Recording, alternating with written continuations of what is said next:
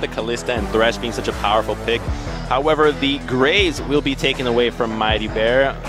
Odd choice considering that Graves' success in the LCK has been stagnant.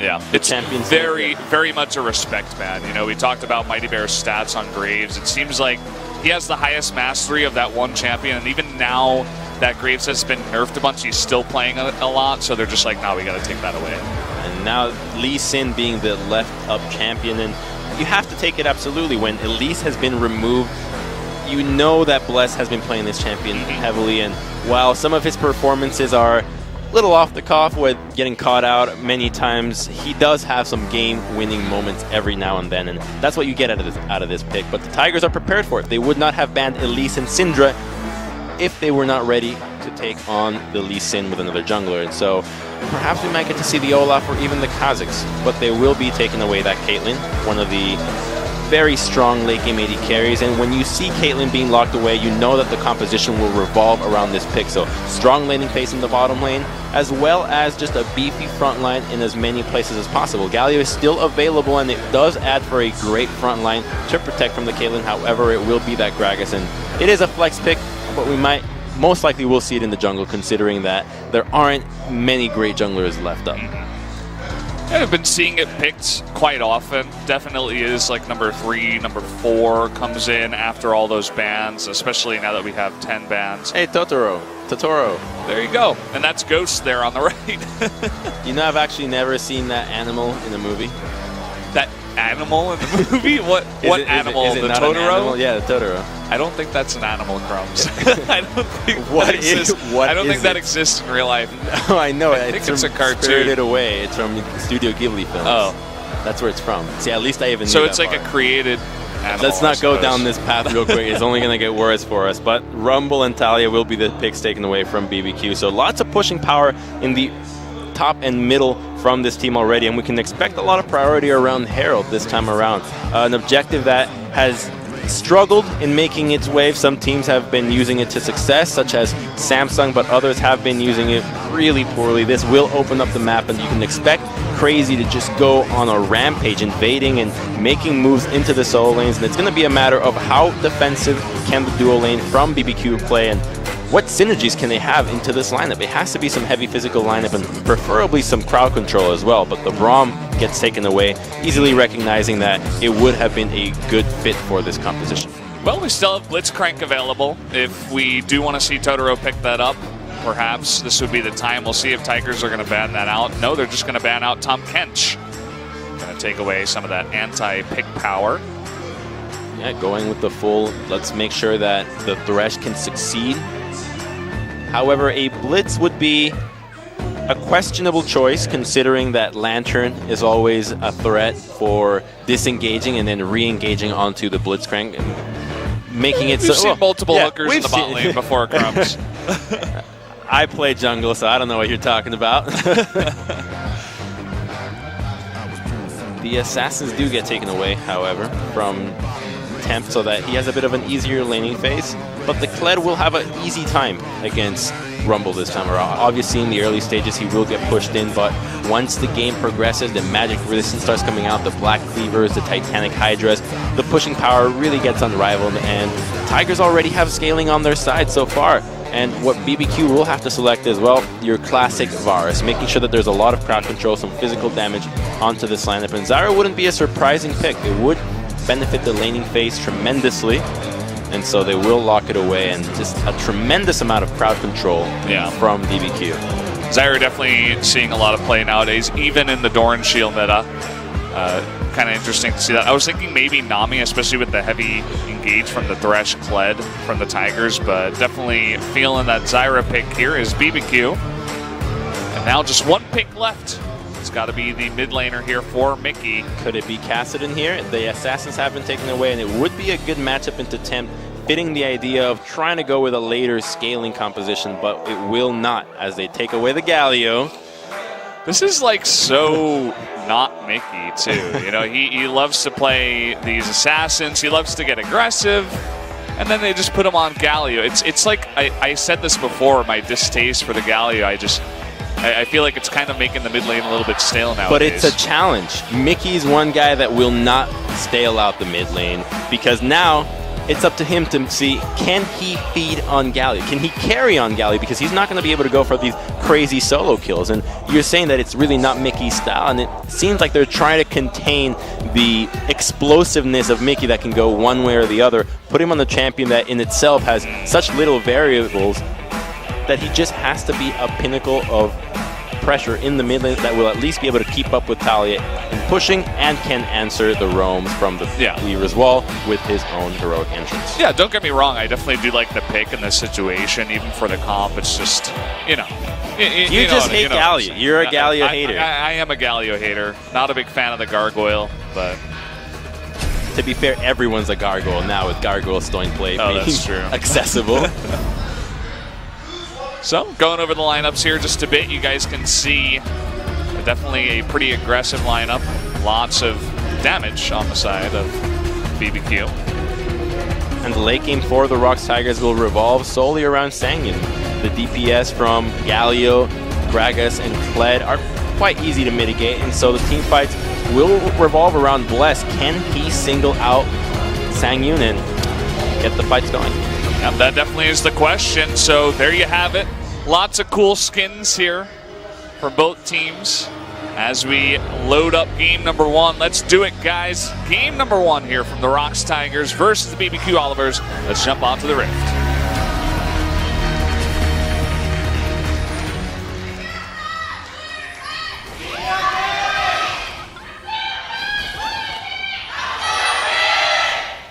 Saw them both. That was actually kind of scary. I'm not sure how well you guys can hear through our mics, but... I didn't know positive reinforcement was causing us trembles. I don't know. She was just really going hard. The cheerleader there for the ROX Tigers. She's probably been around for a while, ever since the glory days of the ROX Tigers. Just trying to relive those days in a completely new lineup. However, the bonus is that as both teams are 0-3, they can walk away with a victory. So if the time was to win has ever been closer, it's now. Yeah. Now's the time. Who's going to do it? Who's going to push the other team to the bottom of the table? Push down their head deeper into the pool and say, I have some semblance of life. I have air. Yeah. Both of these teams are sinking fast, but one of them is going to climb on top of the other one and not drown for now. And you're giving me flashbacks to being 13. They will steal away some of these Raptor camps as Gragas is... Oh, they just go for the ward instead. So looking for some early scouting, and now they'll be able to know that the dual lane has been giving Alicia away while Blessed jungles by himself. However, this means that both junglers will end up pathing to the top side of the map. Interesting trade up here in the top. Not too much going on, but Linderong definitely zoning out crazy for now. Trying to deny him some XP. Looks like he was able to slightly. 1 CS for 0, and then level 2 gank. That's going to be a flash play, maybe? They're going for Ghosts now. The hook was taken level 1. Death Sentence will not land, but they do get both flashes out of the bot lane. Big commitment there to make sure that this bottom lane succeeds, and it will be against the intentions of BBQ's bottom lane, which was everybody pushing with the top side of the map, and then you have Zyra and Varus being able to wave clear much more effectively than Thresh, and as such, they will have to respect this lane a lot more, as Key still has flash, but it does come at the opportunity cost of Bless being able to invade this red side jungle and taking away a lot of the camp. So Mighty Bear sacrificing himself for the benefit of the team composition, which is going to be that Caitlyn come the late stage of the game. I'm not sure if it's worth it. We'll definitely have to see how far ahead Bless can get from here, because he was able to take both red buffs. He should secure 3 buffs for himself, and it's going to be kind of hard to gank this Kled, but he is stealing a lot of the jungle from the red side of Gragas from Mighty Bear, so definitely having a good start here for Bless. And it's a trade-off. He's now going to be the one responsible for making things happen for BBQ, as the advantage was transferred onto him. And meanwhile, you can expect the BBQ bottom lane to be a little bit more passive while Sang-Yoon will definitely have to be picking up a lot more weight as the game progresses, and he already is doing so, sitting at a bit of an 8 CS lead. With only 3 waves gone so far, it's quite significant. Yeah, it definitely is. With both of those flashes down too, Thresh definitely can make some plays happen. Looks like for now they're just really trying to push in the lane and deny as much CS as possible, though. And it's working, and because Bless is in the top side of the map, they can feel comfortable just continuously pushing in. They know that they have a big window of pressure that Lee Sin will have to base, and even after he bases, they still have the time that it takes him to recall and find a route to the bottom side of the map, as they've warded the Krugs, and they're capable of playing this way because Gragas is also jungling in this side of the map. And so ROX has already been very clear about the game plan very early on. And it's up to BBQ to answer, and it seems like they aren't really getting any advantages anywhere else. Look at Mighty Bear going deep in here. He's going to steal the big one. Immediately, Bless gets on top of him. But a bit of a trade between Tempt and Mickey. Actually, nice job by Bless there to dodge the taunt with his W. And he can invade even though he's a level down because of the pressure that Mickey has. This is what the Galio power brings. This is why the pick is so heavily contested, as it opens up your jungle to be as aggressive as possible. And typically a matchup of Lee Sin into Gragas, you would expect Lee Sin to be the one making the aggressive moves, but the power of your laners is what we've been hitting on for pretty much 1.5 years now, since the very serious changes have happened to League of Legends. And it shows, as people will sacrifice the assassin prowess of players like Mickey and put him on champions like Galio, just because it's the right way to play the meta. Yeah, and you can see that Tempt is keeping up. Actually, about 3 CS ahead of Mickey right now, so doing a good job of just making sure he's not losing too much, even though he is getting pushed in.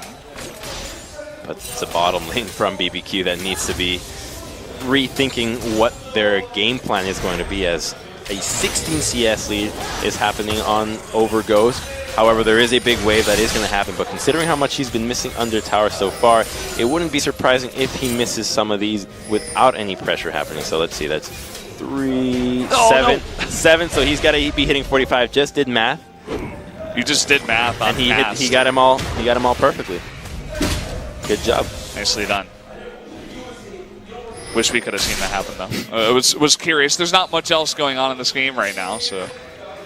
Well, we'll talk about the ROX's game plan, as clearly they're focusing to the bottom side of the map, but they don't get the luxury of having an important dragon early on. It's going to be that cloud dragon for them, and that's not going to help them with this goal. Ideally, they would have wanted a mountain or even a fire dragon. A mountain would have been a little preferable, as it would have accelerated their abilities to take down turrets and objectives, considering that their comp doesn't have crazy Baron damage. But nonetheless, that is the hand they are dealt. Yeah, I feel like we don't get the most exciting dragons over here at SPO2V. We have gotten some. Some, but most games I feel like start off with either Ocean Drake or Cloud Drake. Not a fan. Well, I actually prefer the Herald as an objective this time around over the Dragons. It's really exciting to watch as these teams fumble using it or use it effectively. We see them try to disrupt the channeling of it. And now we see a lot of players, they have to hide before they channel it. The 4-second is a big commitment to using it, but Mighty Bear will be invading, and there is a teleport for both these top laners if they are to assist this. Let's see, he might just be going for a steal. Here it comes. Looks like it. He is going to show himself. A nice steal there from Mighty Bear. Of course, because of that ward, they were able to get Key on in there, and really no hope for Bless to take that one. Complete vision into this top side signals the possibility of a Weaver's Wall coming up here, but Mickey's positioning for a heroic entrance if need be. Here it comes. I expect Mickey to respond. Yeah, where's the response? He's going to wait until he hops off Skarl, and Linderong, he's going deep. He doesn't really care. Eating a bunch of damage, but will get away with his life, and BBQ forced to back off after the heroic entrance does commit. Yeah, so they don't commit anything more than that, as Galio would have easily thwarted that entire attempt. But now they have a bit of an option of returning to that lane. Lee Sin can show back up there as Linderang stays in low HP. but it's a good denial from ROX Tigers here, seeing what BBQ is trying to attempt with their composition and just stopping it dead in its tracks. And this opens up the late game window that is what they're looking for. That is their win condition. Depth is going to get taunted up here. It's taking a bit of damage, not really any kill pressure from this Galio lane, which is another thing we talk about a lot. He kind of just sits there and pushes, and he looks fancy. He's got this debonair outfit. You got to be patient when you look that good. You don't want to get your clothes dirty, that's for sure. We got Totoro coming up here. He's only level 5. Will land the root. Can they get the knock up? No, not in time. Did I sound really disappointed? My God, I'm on the edge of my seat on that one.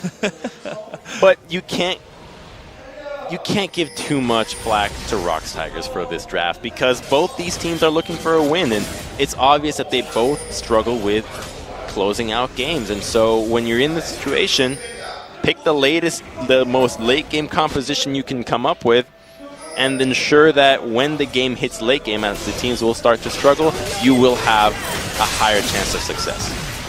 Look at this, though. We have a bit of a lane swap here from the Tigers saying, okay, we don't care about that Cloud Drake, and we can get up here earlier than BBQ can recognize. So bizarre rotation. You always have to consider the equalizer happening here. So BBQ surely will win this trade if they commit people to the bottom lane. The teleport comes out from Galio this time around, so a good man to defend this, but Les will not stay topside, so they might just... Okay, thankfully he canceled his recall. They must protect this tower.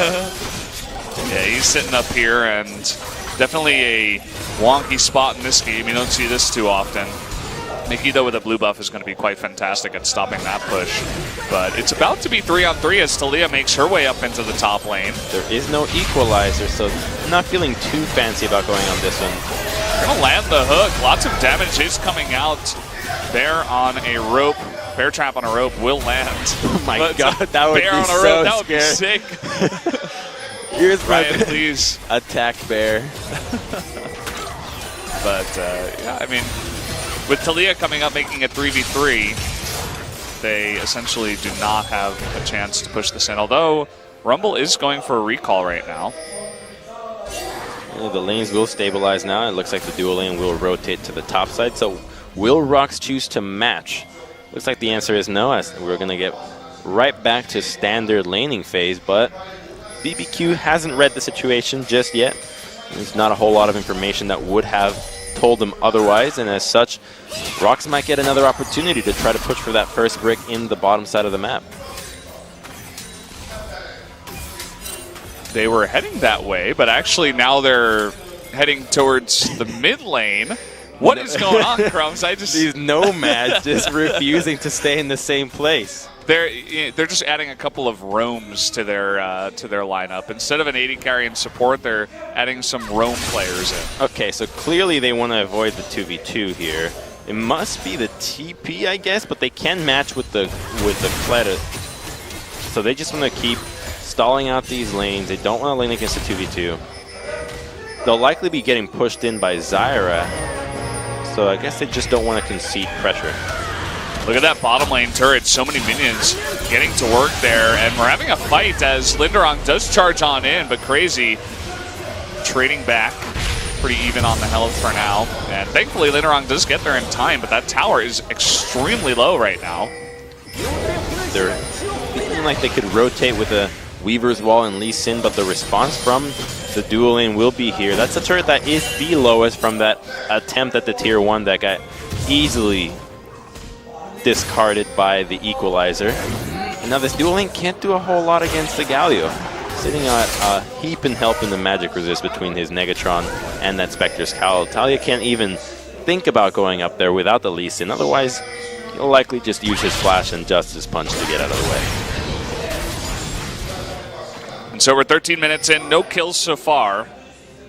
But with the dual lane top here from BBQ, you were talking about that Rift Herald. Perhaps they could make a move there, not in the near future, especially because Bless is bottom lane looking to push that turret in. Here he comes. This surely will be that first brick going down. Linderang is going to go for the recall, and as soon as he shows, he can't even choose to cancel that recall. He has no business defending this turret, so BBQ walk away victorious in this weird attempt at first brick that ROX did with a huge oversight as to the power of Rumble in a 2v1 situation. Oh, yeah. Nice steal. Yeah. He does a lot of damage to Mighty Bear and steals the Scuttle Crab, especially when there could have been a little bit of pressure there onto that Rift Herald. Now BBQ is going to be going towards that Cloud Dragon. So they're taking full use of the attempts that ROX are making all over the map and getting the best out of it. A Cloud Dragon, even though it's not the greatest reward, it is something, and that's what we want to see out of a team that is trying to focus a little bit more into the early game. And this next Dragon 6 minutes from now will be huge, as that Mountain Dragon means that Baron becomes a very real possibility for either a rush or maybe even a sneak. It's going to be especially important for actually both of these teams, not only for the Baron, but because both sides have a ton of wave clear. Just pushing in the turrets is going to be very, very useful to have that Dragon. And that wave clear means that we are going to be in for the long haul in this one. Wouldn't have it any other way. The 2-0-3 teams draft these two compositions with a ton of wave clear. Here we go. Finally, the 2v2s will meet eye to eye. But only after Ghost comes back with his completed Blade of the Ruin King. So he's decently spiked right now, capable of defending himself or committing for a good engage there with the slow and extra damage of that completed item. However, BBQ doesn't have any vision that is further past the river. Oh no. Right in between the two scanners, the one ward. That's so unfortunate. The fat man just can't catch a break. And you can see that BBQ is trying to make a play up into the top lane, but it looked like the ROX Tigers also saw them. So, no secrets here. It's just such a stalemate because Khaled will have the pressure onto the Rumble, as he's always in danger of overcommitting and Khaled being able to chase. You have Galio that can just eliminate any threat of any 2v1 get. Whoa, okay. Whoa. Okay, there we go. Chain of Corruption comes down. Finally, we have a first blood going over to Ghost. That was a strange engage. Here comes Crazy with the equalizer, and the Weaver's Wall coming in from behind. They're looking to really convert on this play. That's going to be 2 kills immediately going over to the BBQ. The teleport will be canceled from Linderong. And that's exactly what you don't want to do in a situation like this. When the game is stalling out, you can feel impatient. You can feel that perhaps you must be doing something, but they have the late game composition. They should have been perfectly okay with it. As such, Mighty Bear commits with the body slam that doesn't get the lowered cooldown as it hit nothing.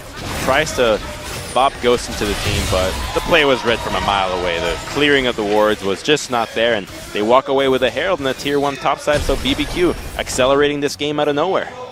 Let's see how this happens. Okay, he steps on a trap. That's actually what happens, and the cast does knock him in. Such a next level bait. That was actually really cool. Nice play by Ghost. Of course, they didn't know that Gragas was there because he walked over the ward. And Tent, immediately there, good timing. They get the exhaust down. Bless does survive too. And Galio, also a little bit late as well. Here we go, we're back to a 2v2. Oh boy, Totoro missed that roof. Doesn't seem to matter. They will trade 1 for 1. But again, lots of members of ROX up into the top lane. It looks like at this moment in time, BBQ want to push the mid lane with this Rift Herald. Here he comes, and channeled from the void to eliminate tier 1 turrets all over the world. Sled's not going to be able to defend this turret, so they walk away with the advantage once again. Great objective play from BBQ. Oh, they're going in on this one. Looks like the knockup does miss. They can't get Linderong off Skarl. Finally, they do. But the Rift Herald, look at how much damage it's done already. And this is what you like to see. Plays with the Rift Herald where there's just no presence from the enemy team in the lanes that can get a lot of damage done like that. At least a tier 1 in the mid lane was taken, and that opens up the map for all sides. Now they can invade this blue buff. Their vision towards the next dragon, which is going to come up in 2 minutes, is going to be so much deeper, and it will help in setting up great equalizers or looking for angles to engage for Bless. So a great move to set them up for this dragon. We're going to take another look here. Ghost was actually standing on a ward. Nice dodge. Totoro actually does miss the root, and a heroic entrance knocks up Ghost. Trade 1 for 1. It's that brush of death now. The top lane, nobody seems to be aware of any vision happening in Totoro. Oh, no! Why is he there? Oh, man. They're actually going to get a flash out of Mighty Bear. Trading flash for flash is, I suppose, the best you could get when it's 5-on-1. But this, yeah, it is the best you can get. They're trading a kill. This will be stalling out some kills as the kill goes over with the ace in the hole for Caitlyn. However, burning down flash and a big cooldown like the cask might play a big part in this upcoming dragon. You usually want to save those cooldowns for when you can get a big objective, as taking down Zyra, a living plant, doesn't really sound like a big objective considering that there are plants all over Summoner's Rift already. I guess the only thing that they do get is, you know, they take away some engage from the ROX Tigers, of course, one of their main engage tools, but also Totoro misses his flash root engage, but that's okay. I mean, he's gonna have his ultimate with the Zyra. Also, will have the exhaust still left over, so I think it definitely is pretty okay for BBQ, especially because no objectives were taken after that kill. And here comes the setup away. ROX securing the red buff, making sure that Sangi is going to be quite spiked for this fight as his Infinity Edge is completed. However, armor is in order for a lot of members for BBQ here, as Rumble has his Zhonya's completed. 2 Ninja Tabis have already been purchased. The vision wasn't as deep as you would have hoped to see it. Well, here we go. Mountain Drake has spawned. The plant is going to take on the 1v1. Does lose handily. But before any objective, you got to go for the waves first. So mid lane, priority goes towards BBQ, but Crazy will have to return to the top side if he chooses to answer the top lane turret from Kled. BBQ now choosing to commit to the dragon right away, and ROX can either fight this or engage. They're going to go for the fight. Yeah, they're thinking about it. A couple of members do step on the traps. There's a hook onto Crazy and the play, but he is going in big. The heroic entrance knocks up Crazy here, really isolated from his team, and the flash on in with the cast. It looks like that dragon will go over to BBQ, but now they've got to escape. See how many flashes they use here. Already 2. One member is going to go down. Lee Sin can hop the wall. And that exhaust from Key was so crucial in that fight. As soon as Rumble gets hooked, one of the main damage dealers in these early stages of the game, the fight has almost surely gone ROX's way, as they're stuck inside the pit with no real ways to get in safety, considering that only Lee Sin has an escape move in this composition. So commitment to the dragon without taking care of the lanes and getting the vision necessary to play it safely means that the ROX Tigers get 2 kills, and while they do lose that dragon as the smite went over Bless's way, the game does continue to stall out, and this just benefits them, but they are not happy with the speed of this game at all. This is an interesting play. They know that a lot of members just went down. They burned so many summoners, so if they can force a fight here at Baron, it should go in ROX's way. And look at Galio, the 2 traps with Galio in the fronts, just zoning them out so well. The teleport from behind, though, already doing a lot of damage on the left side. He's essentially going 1v4. Key and lots of members of ROX getting super low, but Bless jumps in early and gets taken out. Crazy also getting hooked. That will be the Baron going over to ROX, and this game is immediately turned on its head. And the zone control from the traps was just too much. This is what happens when your tanks just don't exist. Lee Sin is not capable of sustaining himself through those crit headshots, and then you have Galio, the big bully, protecting the entrances, so nobody has the audacity to try to step in and try to get something into this pit, and ROX Tigers take full advantage of the situation, and what could have been a huge throw turns out to be a huge play in their favor. However, the gold is still dead even. Well, we'll see how many objectives they can get with this Baron. They definitely will have a lot of pressure in the mid lane already with the Baron infused minions coming down. The Talia wave here just goes down the drain when you're dealing with empowered minions. They gotta wait for all the members of ROX to group up if they do want to get this turret. Do have a lot of zoning and sieging power with this Caitlyn. Nobody can step on the traps. imperative to clear them, as we saw what could have either been a bait or Ghost actually just trying to clear the wards to open up some position into the top side. And because of that, this composition that was all about the early game now has no windows if ROX chooses to group. There's no damage going onto Mickey, as there are no penetration items. Yeah, even with penetration, look at him. He's just standing behind the turret. He's so unbelievably tanky. Zyra doesn't do any damage to him. Neither does Lee Sin. May I take your order, please? Damage? Sorry, we're out. Like, okay, maybe he'll die here. No. No, he won't. Okay, maybe now he will. So many roots coming down. Will it? Can he please die? Okay, finally. We kill the Galio, thankfully. And yeah, I think he just got a little bit too overconfident. Oh, there. at least the Mickey pick on the Galio pick on Mickey means that it takes him that much longer for him to die, and as such, at least it opens up the opportunity for Linderang to split push onto the Kled, get a turret, but we are nowhere near damage items onto Galio for this competition. 2 AP members, a early to mid-game damage jungler, and a carry that's based on utility. We can expect him to take even longer to die in these upcoming fights. ROX is really pushing the issue with this Baron. They take out 3 turrets already, and an immediate rotation down into bot lane with a very strong wave, it looks like. It's like a decent wave coming that way. They can definitely push this in, and so far BBQ hasn't really shown that they have the tools needed to deal with this push. It's a decent wave, but the Baron turns it gnarly, and as such, they are going to be able to probably push this one as well, because you just set up the trap line, and who waves clear this? Who can defend against this turret? You Nobody. have Galio that can come in with the heroic entrance. Here's 3 members. They don't have enough vision in the entrances to the red side, so they're feeling cautious about this move. They know that the game should be in their hands at this stage, so they just have to play it safe, and it should all be going their way.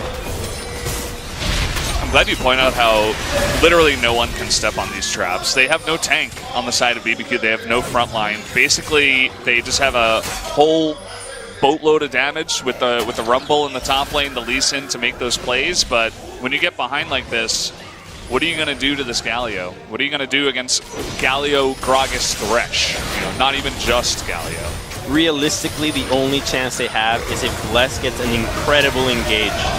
Okay, well, it looks like ROX wants to engage here, as Ghost does get taken out very early on. Let's see if they can actually get that kill. Finally, Linderong does. And that was definitely a pretty deep dive for the ROX Tigers, but they do convert into 1 more kill and a turret. It was a super deep dive, but Caitlyn wasn't even a real part of it. She was actually tanking the tower and forced to de-aggro and take down the turret herself, so they walk away with the objective. But consider that the main DPS of this team composition wasn't really active, save for maybe 2 autos, so we'll take another look right there. Mickey getting real fancy there, going with the Justice Punch, or just charges the taunt, and I believe he flashes onto Ghost, but take a look at Caitlyn there. Yeah, turret, 1, 2, hey, I'm out. Does like a little bit of damage, but as you were saying, tanks the turret basically the entire time, forced to back off. And, well, I mean, it's still worked out for the ROX Tigers. This is kind of the fun, wonky dives that we can get in a game between the 2 0-3 teams. You just wish it was a little closer for BBQ. That they could have some great play, and we were talking about what can BBQ do. It's got to be Bless singling out Sangyun and taking him out immediately. If they can remove Caitlyn right away, there's a chance. There's a fighting chance, right? There are damage items onto the lineup of BBQ. It's not like these champions can't kill anybody, but if they're given time and space without Caitlyn being there, it's really all they have going for them. However, to get a Lee Sin past Gragas, whose body slam can interrupt both your dashes, past the Thresh, who's got Lantern and again can interrupt both your dashes, on top of the Caitlyn flash, on top of the Galio. Hope you don't get taunted meanwhile. It's a tall order to say the least. Knocked up. Yeah. And I feel like even if he does get Sangyun, they can try to, you know, blast him out. And there's the Galio ultimate actually on top of it. That's what I was going to say. The heroic entrance basically makes it so you have to get the perfect engage through all of that you mentioned. He's thinking about it, but he stepped on the trap. You have to get Sangyun like right on top of the Zyra, and she needs to get rooted and killed immediately. That's basically their only chance here. At least it seems like they have discussed this plan, as Bless did make an attempt but was slow on the ward hop. They're thinking about it again, but as long as Gragas and Thresh Pardon stay next to Caitlyn, don't really see it happening. Unless we see an insect level of when it really first came out, the speed at which you could make those Lee Sin plays. It's just so rare. Well, Bless, he's been practicing that Lee Sin. We'll see if he can actually make it happen. And there's also, you know, it's not like BBQ's playing against SKT here. Let's be real. There's also the opportunity for the Tigers to make a mistake. Like someone like Mickey, even with how tanky he is, like you said, lots of members on BBQ, once they begin to add some penetration items in, if Mickey gets a little bit too far forward, they can definitely take him out if he's, you know, going completely Rambo. And maybe from there, you make a play. Maybe not the Galio, maybe Mighty Bear on Gragas, someone like that, or Linderong charges a little bit too far forward on the Kled. But the chances now have diminished with a smart purchase from Sangi, as he has completed that QSS. The charge is coming, but it is really far away. Oh, he's forced to go in here. Okay, we'll dash away. And immediately, with the Baron spawning, they go on top of that. We'll see if they can zone out just as well as the last one. Oh, Bless, he tried to go in, and he's going to get burst down. Almost gets taken out here. Look at all the knockups and everything used onto Mickey. He will easily just take the Lantern and get out. Has still half of his HP that can immediately turn onto the Baron. And BBQ, they are face-palming hard right now. That was every member of BBQ hitting down Galio. Okay, heroic entrance. Ghost getting a little bit too far forward, trying to be the hero, take away that Baron, but will just pay for it with his life, and seems quite helpless at this point. No heroes for BBQ this time around. Unfortunately, their window has long closed. There is no sunlight coming into them this time around, so they will have to reassess their draft, as the late game scaling from ROX really played into their hands, because they didn't make any moves in the early stages of the game. And the first gank from Mighty Bear, you have to credit to being responsible just for slowing down BBQ's early game attempts. So a really smart item or pathing choice from Mighty Bear to make sure that the composition has an easy time laning, that Caitlyn is ensured to have a smooth and safe laning phase, and ever since then they just haven't let go. Well, Mickey up in the front, and we do have the Weaver's Wall coming on in. It looks like BBQ wants to make an engage happen. Lots of damage coming out from Crazy on the left side. Mighty Bear getting quite low, but immediately once he backs off and Mickey steps in the front, there's just nothing that BBQ can do. They're going to lose 2 turrets from this push already. That would have been a sick Weaver's Wall had there been an equalizer, but it was used in that Baron defense, so it wasn't up, and ROX does not panic. They're okay with taking on that 4-on-5 because Linderang is also pushing that tier 1 to the mid lane. Oh boy, Tempt a little bit out of position, and immediately ROX Tigers take advantage of that. We'll take out a significant portion of BBQ's wave clear. It's going to be 2 inhibitors going down at nearly the same time. Linderang kind of just playing his own PvE game today. Just pushing the side lanes. This one's done. GG. You can't surrender. We rarely had seen those days in League. I kind of wish we had surrender. There's some hot debate about why would you not surrender, right? And why would you surrender? Well, the first benefit, and one of the few, is that it does interrupt teams that are based on confidence. And if they're crushing you for this long and the game continues, you might be building the morale of the team that continues to win. So if you surrender, you can see it as a disruption of that. Just a flash onto Thalia. Do we really need to see her get deleted? Totoro flash is about 2 centimeters to the right. But alternatively, why would you not surrender? Well, it's not a good image for your team, for your organization, if you're quitters. Especially because it's so rare. Nowadays, imagine if you just saw a random surrender, people would think like one person is like screaming in the booth or something, because that just never happens. Yeah, and think of yourself as an owner. You invest in the team, like, all right, I'm ready to see my team do well. You don't know League of Legends too well. You just know that esports is the next hot thing, and you see your team surrender, you're not going to be too happy about that one. Yeah. The big thing in Korea is saving face, showing a good face, especially for your sponsors, for your organization. If you're surrendering, it's not very good. Another good thing for not surrendering is you have a lot of time to talk about the draft, right?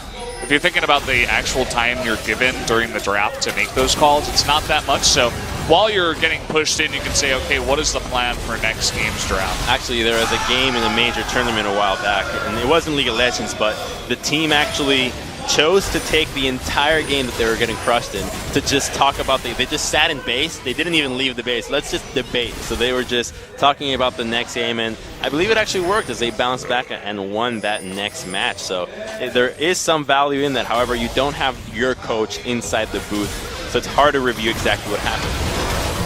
Well, we're going to see ROX Tigers pushing in the final turret, final inhibitor. It will be all three going down, and Mickey is just untouchable at this point. They're too far ahead. He can dive 1v5 for about 10-15 seconds and probably will just lantern out at this point. Cast comes down, temp is too low, and Bless gets knocked from the team and gets taken out. This is going to be game number 1. Going over to the ROX Tigers. A good showing for them. Not too long of a game, just about 35 minutes, and they make it happen. And Mickey lives again. He comes to heroic entrance. He wants to make a good picture. However, not timed with the victory screen, so it's not going to be that pretty. Always got to take something away from Mickey, don't you? So, hey, we gave him so much. We did. He played a very tanky Galio. That's what I'll say. So, they do take game number 1 here. ROX Tigers do. Feeling pretty great about their chances in this series. In a calm fashion, they were never really under threat. There were no moves being made from BBQ. They were a little overzealous with the rotations. They did end up losing that first brick with some attempts into that tier 1 swap with the dual lane, forgetting that Rumble's equalizer can really eliminate all that. And looks of disappointment here from BBQ, as not really sure what happened for them this time around. Like, how did we lose so hard? You never consider the draft and the speed at which you have to play your draft. It can leave you dumbfounded when these games happen that just seemingly have no way for you to claw back in. Lots of camera time here for Mickey. Do you feel like he played an exceptional Galio game, or do you feel like he was just doing his job? I don't think there was anything exceptional in this game. Heroic entrance comboed with the equalizer just ends up making a Rumble into a bounce house, but everybody from BBQ is stuck inside the pit. They have no way of getting out, and with Sangin in the back, the threat of these frontline tanks with a Caitlyn protecting them and nobody to reach them just makes it so difficult to play out this composition when you don't have a lead. And they transition this one quite well into this Baron. This is the 21-minute Baron. It's the pinnacle of the game here with Galio just zoning out everybody. He knows he's not taking any damage. They're trying to ignore him.